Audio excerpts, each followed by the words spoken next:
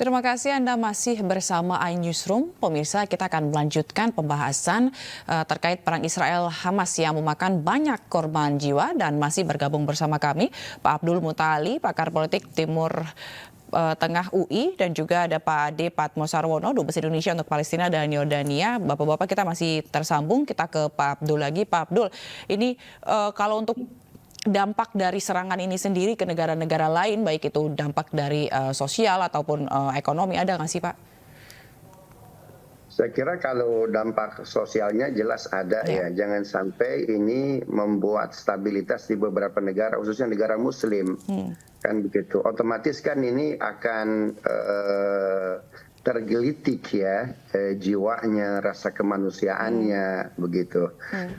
Andaikan ini bisa melahirkan sosial politik, saya kira itu ada ritme tersendiri. Karena itu saya kira ini tidak boleh dibiarkan, gencatan senjata harus cepat dihentikan begitu ya. Jadi sebetulnya yang dilakukan oleh Hamas, Mbak Zila ya, di hari Sabtu itu sebetulnya walaupun rilis dari Hamas itu amat sangat jelas, tapi yang jelas itu adalah poin pertama, yaitu bagaimana orang-orang Palestina itu ketika sholat di Masjidil Aqsa itu tidak mendapatkan kebebasan. Anak-anak itu ketika menyanyikan lagu Palestina, dan ditambah lagi adalah itu masyarakat Gaza yang ada di utara atau selatan Israel, tepatnya di daerah Askelan, ya, itu menyaksikan bagaimana orang-orang Israel berdansa dalam festival Supermova. Ya. Nah, itu festival Supermova itu di daerah yang baru saja pemukiman ilegal didirikan di situ. Itu kan seolah-olah menari di atas penderitaan rakyat Palestina yang baru saja terusir dari wilayahnya, dan itu tanah mereka. Jadi kita sebetulnya membaca konflik ini nggak perlu pakai agama. Kalau pakai agama kejauhan, pakai rasa kemanusiaan saja. Mbak Zila, tanahnya, rumahnya, ya itu dirampas. Bagaimana perasaan kita?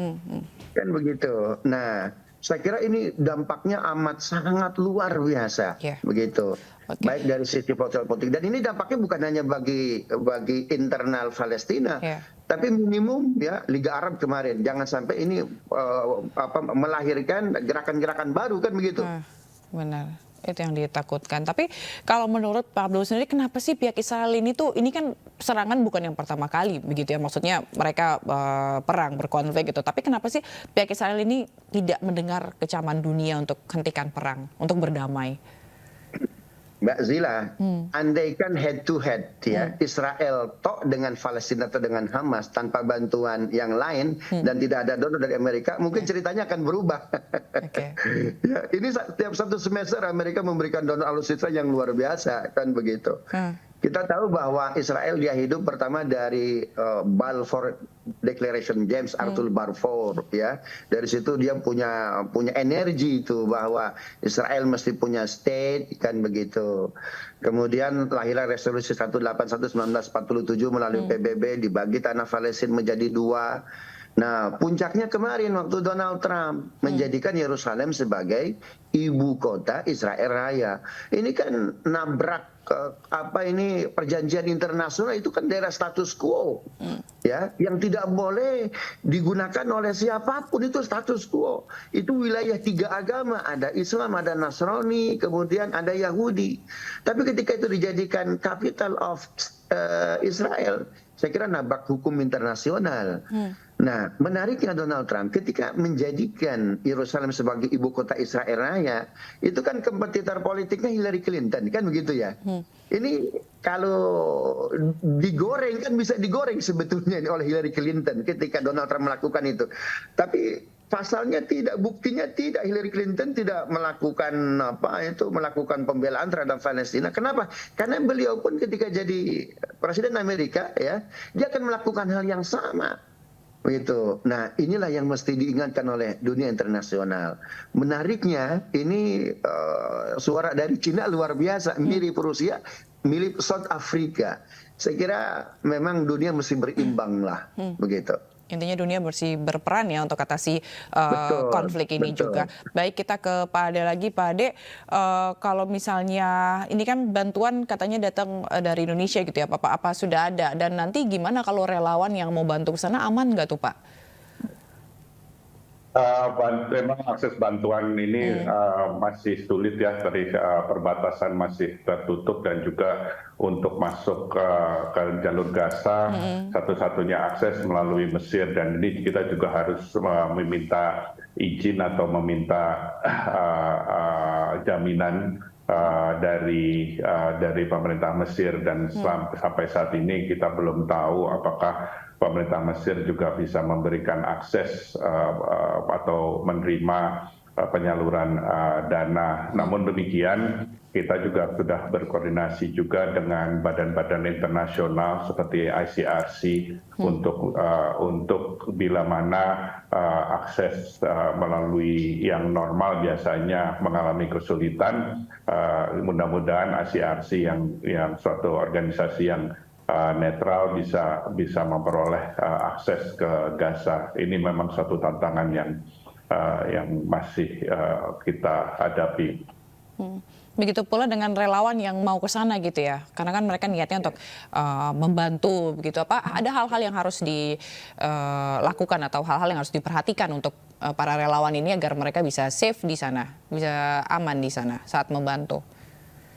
Iya, kalau untuk relawan, untuk kemudian yang baru yang untuk misalnya relawan Indonesia ingin masuk ke Gaza, tentunya sekali lagi ini tergantung apakah pemerintah Mesir mengizinkan, karena kan harus memperoleh izin atau visa dari Mesir. Ini tergantung dari Mesir apakah mereka mengizinkan atau tidak, karena di Mesir pun juga perbatasannya kan juga sedang tegang juga, dan jadi ini semua kita juga tergantung dengan bagaimana Mesir bisa memfasilitasi. Tetapi kita KBRI, jadi kita juga, maksud saya KBRI Aman juga berkoordinasi dengan KBRI Kairo untuk masalah-masalah ini, termasuk evakuasi, sehingga kita memperoleh informasi yang lebih akurat, dan juga kemudian meneruskan ke Jakarta bahwa kondisi-kondisinya bagaimana, karena dari detik ke detik, menit ke menit, ke jam ke jam, hari per hari ini berubah terus. Perbatasan yang tadinya dibuka kemudian ditutup, kemudian kita nggak tahu lagi kapan dibuka lagi, ada yang ditutup kemudian dibuka, jadi semua sangat cair sekali di perbatasan, khususnya di perbatasan antara jalur Gaza dengan Mesir. Soal instruksi dari Presiden Jokowi, Pak, tindak lanjutnya akan seperti apa nantinya? Ya, pertama kita sesuai juga dengan arahan Bu Menteri Luar Negeri, kita memfokuskan kepada pelindungan WNI. Pertama, pelindungan WNI yang ada di jalur Gaza. Tadi saya sampaikan ada satu keluarga yang akan berencana untuk evakuasi, dan kita sudah melakukan koordinasi dengan keluarga tersebut dan juga KBRI Kairo.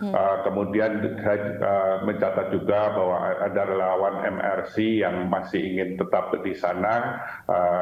Kita terus membuka komunikasi, dan sebetulnya juga ada WNI yang ada tinggal di Israel. Ada saat ini yang kami deteksi ada 38 warga, dan kita terus melakukan komunikasi karena seperti ketahui kita tidak punya hubungan diplomatik dengan Israel, jadi kita harus melakukan menyiasati bagaimana upaya-upaya evakuasi WNI bila mana mereka ingin keluar dari Israel. Dalam kaitan ini, Bu Menteri Luar Negeri juga sudah berbicara dengan mitranya, negara-negara sahabat, untuk sekiranya kalau diperlukan kita ingin meminta bantuan bagi WNI bisa keluar. Ketiga, kita juga mendeteksi ada WNI yang sedang melakukan kunjungan religi di Israel maupun di tepi barat. Tadi pagi,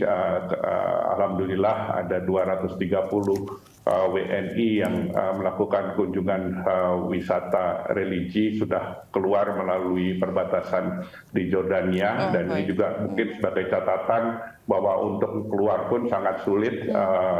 Tadi mereka tadi pagi sudah ada di perbatasan, baru keluar sekitar jam 12 siang karena memang penuhnya perbatasan dan juga tadi sampaikan buka tutupnya perbatasan itu tergantung situasi dan kondisi. Berarti kalau Dan kunjungan kami juga ke Yordania juga ditutup gitu Pak untuk sementara ya?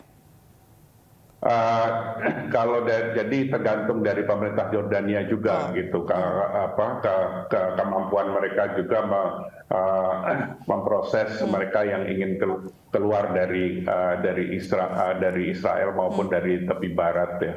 Jadi ini memang satu tantangan yang sangat berat. Baik.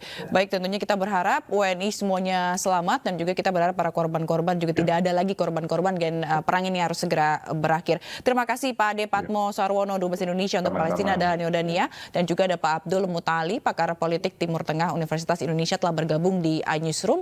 Salam sehat selalu, selamat sore Bapak-bapak sekalian.